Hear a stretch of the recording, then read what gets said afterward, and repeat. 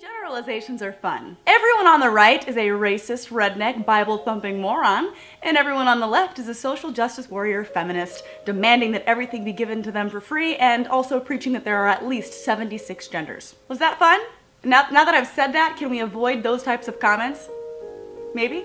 For the longest time, I made the mistake of thinking that if I didn't have an opinion that fell all the way to the right or all the way to the left, that I shouldn't voice it. I've been silencing that part of me that wants to speak out and rant about things, but that's gonna change now. I think a lot of people think that the political climate is more polarized than it is because of people doing exactly what I've been doing. A moderate opinion isn't one that lacks research or passion, and failing to align with one party or the other is not a good reason to step out of the conversation like I did, and like I see so many others doing. So I've fallen down the rabbit hole of conservative politics over the last year, and more heavily over the past 6 months or so. Until then, as evidenced by all my past videos, I was a staunch liberal.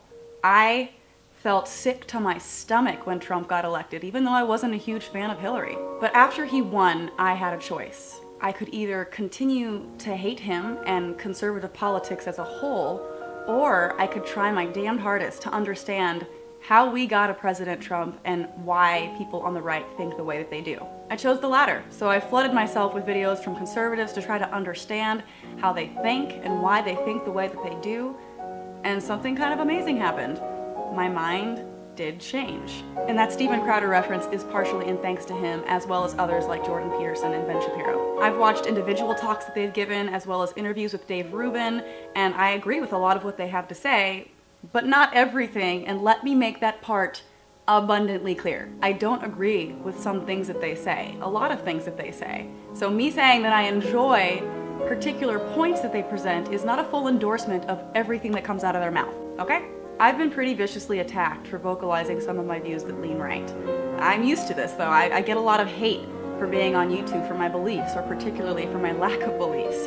But I've never received the kind of backlash that I have from simply vocalizing some of my opinions that are more conservative. On the other hand, I've had several conversations with people on the right, and they're open and willing to talking to me even though I'm a crazy liberal. I wasn't labeled as a bigot or a phobe of any kind or fascist. And I think people who use that word don't even really know what it means. Fascist. So it seems to me that disagreements with liberal ideas or voicing views that lean more right get such a negative reaction that tends to just shut down a conversation entirely. I think I've grown as a person since then, but I have done that before, where I have reacted and lashed out at somebody because they said something that I found to be as offensive, so I put a label on them. And at the time I wasn't doing it to be argumentative. I really did feel that way.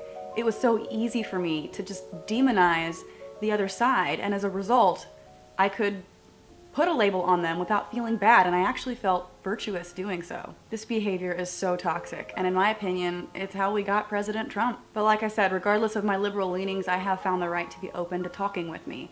The best example of this is Hunter Avallone. We've had some gnarly disagreements in the past, and we've both changed a lot since then, but we do disagree on a lot of things, but we still were able to sit down and have a long conversation. It's all online, I'll leave a link in the description, and we talked about politics.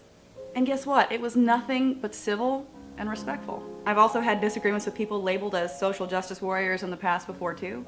An example of this being Riley Dennis. I tried to open a conversation with her about the genuine hope for understanding each other better and was completely shut down. Social and political conversations cannot progress if people behave this way. Even now, I would say that I'm still left-leaning, more moderate in my views, sure, but still left-leaning, and I have been shown more openness, kindness, and respect from the right. If you're a liberal, I'm going to preface this with something that a lot of my audience already knows, but just in case, I want to clarify something that has not reached certain thought leaders within American liberalism. Liberalism is not the left.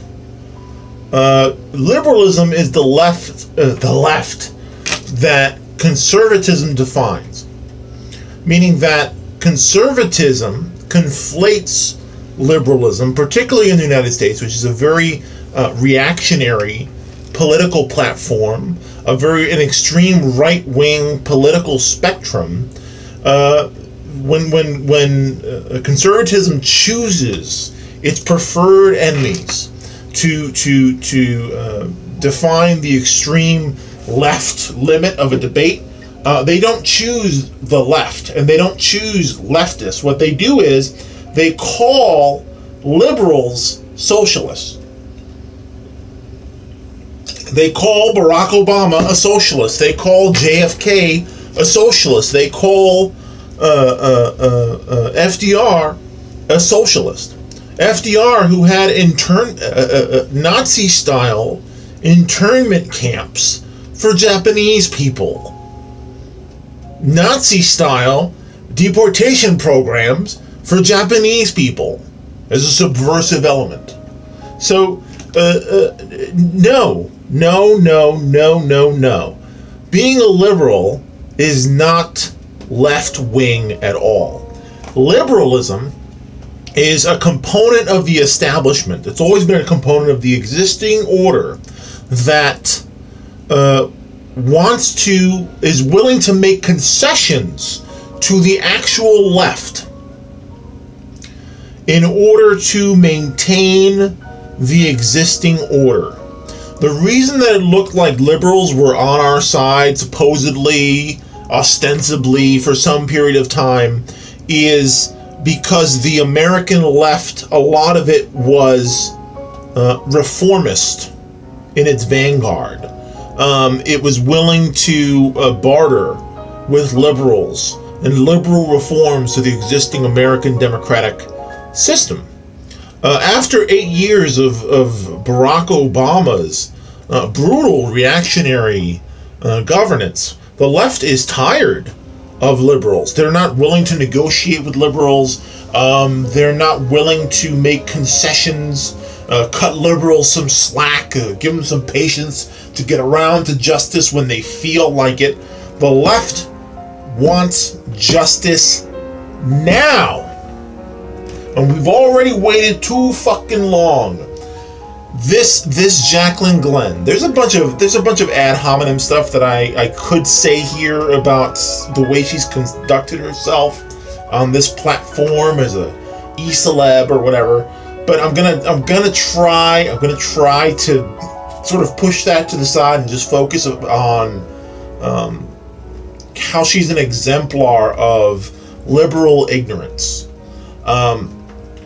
And this sort of idea of, okay, so like, how did this problem start, and why is JaclynGlenn a really relevant example of where the problem on this particular platform, in terms of laying the groundwork for fascists to come to the forefront of the platform, in terms of revenue, in terms of view counts, in terms of eyeballs, right?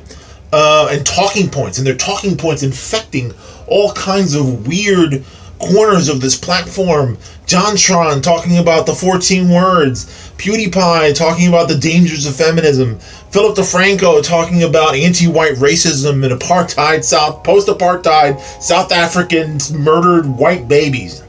Where'd this come from?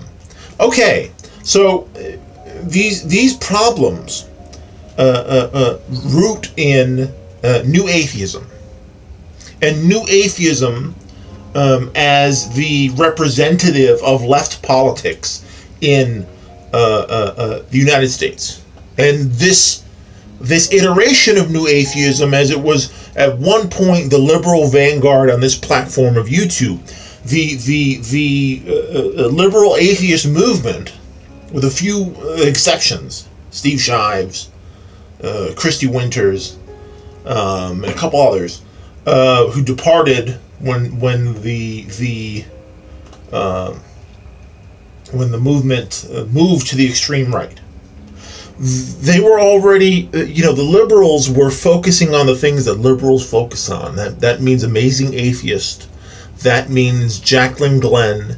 That means TLDR, whatever, however he pronounces it.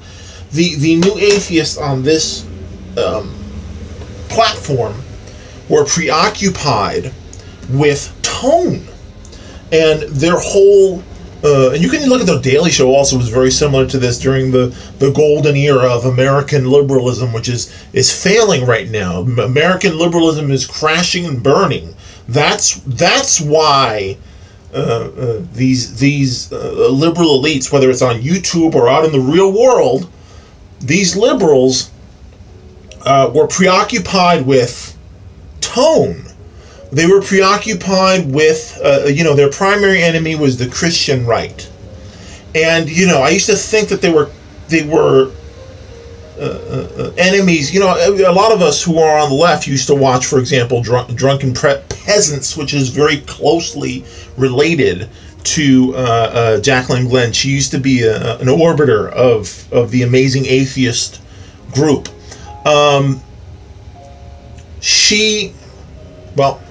Again, I don't want to fall into ad hominems, but so the liberal atheist platform ended up being about tone and not substance. They didn't, when Trump came along, all of a sudden you got the liberal atheist community, male and female, even though there is a through line of misogyny in that community, even the female commentators in that community have a problem with feminism and women's advancement and progress for women. If it comes at the expense of their privilege or comfort, which is like the definition of liberalism, right? Don't fuck up. You can have as much progress as you would like, as long as it doesn't spill, it doesn't crack my coffee cup, so to speak. So what they did, the New Atheists, was create a platform where, we all thought they had a substantial problem with the Christian right, when it was really about how the Christian right was expressing and justifying what they were saying.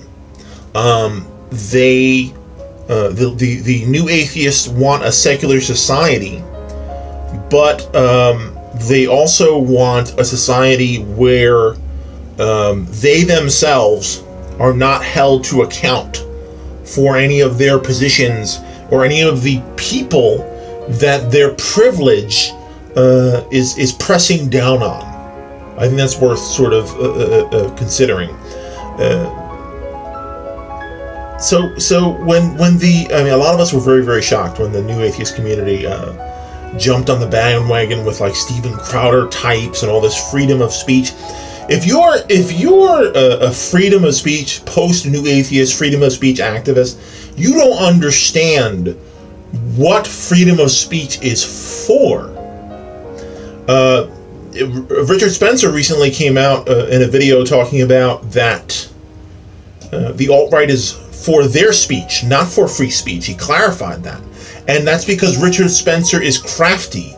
Richard Spencer understands free speech is not a good unto itself. Richard Spencer understands that freedom of speech is a means to political power. So once Richard Spencer takes power using speech, he is going to take that away from his political adversaries, because that's the means by which they could take him out of power. What else did Richard Spencer know when he came into this platform and started forming these alliances with the New Atheist liberals? Like JaclynGlenn.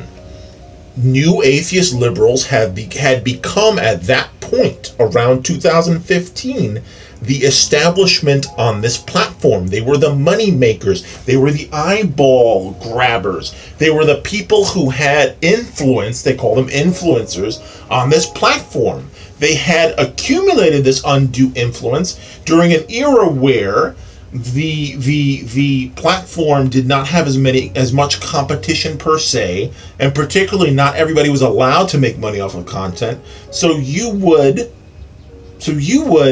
have 10 people in the atheist community, and they were the big names, and they got all the subs, and they got all the money, and they got all the attention, and these people were huge at one point on this fucking platform. If you were a liberal in America, you came to this platform for 5 or 10 Dawkins-esque anti-PC atheists to protect you from the maelstrom of Christian fascism that was gripping the country at the end of this. Remember, the YouTube atheism thing encompasses like the very end of the Bush era, all of the Obama era, and now They changed collaboration during the they changed their calibration during the Trump era. But okay, so JaclynGlenn is concerned about people being polite to her, and is talking about how being a Trump fan or a Trump supporter is not a deal breaker for her. Now, here's why I'm going to explain why that's not a deal breaker for her. JaclynGlenn is not going to be dragged out of her motherfucking house, separated from her children who are going to be caged up like animals, while she's sent back to some other country that she's never been to before her entire life, just because 20 years ago one of her parents brought her across the border without her knowledge or permission illegally. That's not going to happen to JaclynGlenn. So she doesn't care about stuff like abolish ICE. Why would she? It's not a threat. She doesn't care about Blair White being shitty on trans issues and spreading transphobia. Transphobia isn't going to fuck up JaclynGlenn's latte tomorrow morning.